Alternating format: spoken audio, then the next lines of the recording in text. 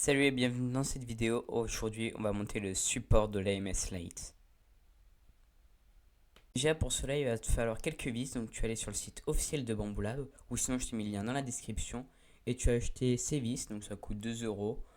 Ensuite, tu vas aller sur MakerWorld et tu vas prendre le fichier officiel du fichier 3D. Et je te mets un lien pareil dans la description. Et pour le montage, c'est très simple. C'est vraiment un petit puzzle, c'est hyper ludique.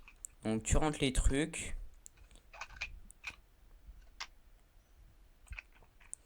Et tu visses. Et là, ça va être le support. Ensuite, tu vas visser la charnière. Donc pour clipser la base de ton imprimante. Donc tu clipses ça. Tu fais bien attention d'avoir retiré tous les supports. Ensuite, tu en prends deux. Tu as une petite vis au cas où si tu en perds une. Tu la mets et tu visses. Tout simplement.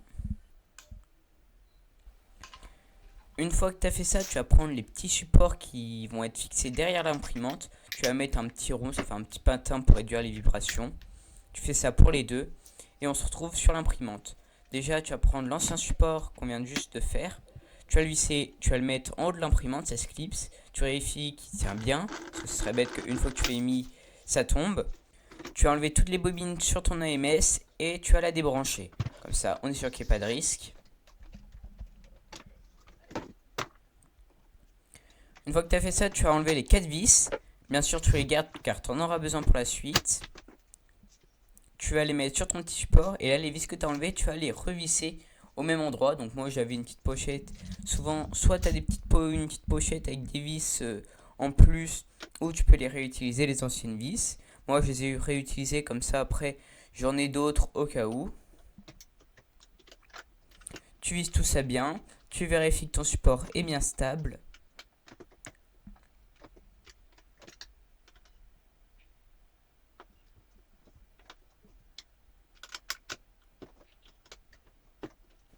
Et une fois que c'est fait, tu fais pareil, tu retournes l'imprimante. Et là encore, tu as deux petites vis à revisser.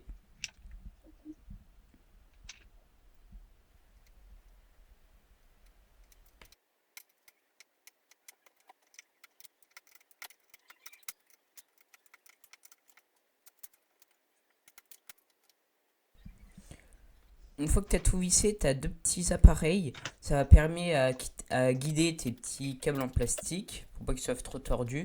Parce que si c'est tordu après le plastique que tu as utilisé, que ce soit du PLA, PETG, TPU, on s'en fiche, ça revient pareil. Ça va mal passer dans les tuyaux. Donc tu mets ça bien.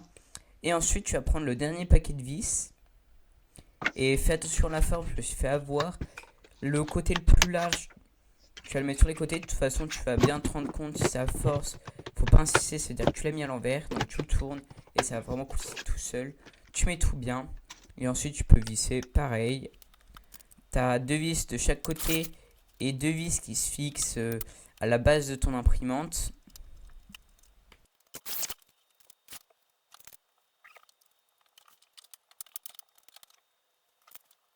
En vrai, je sais pas toi, mais moi je trouve ça beaucoup plus joli comme ça prend moins de place et je trouve ça vraiment mieux. Donc dis-le moi dans les commentaires ce que tu penses et on se retrouve bientôt.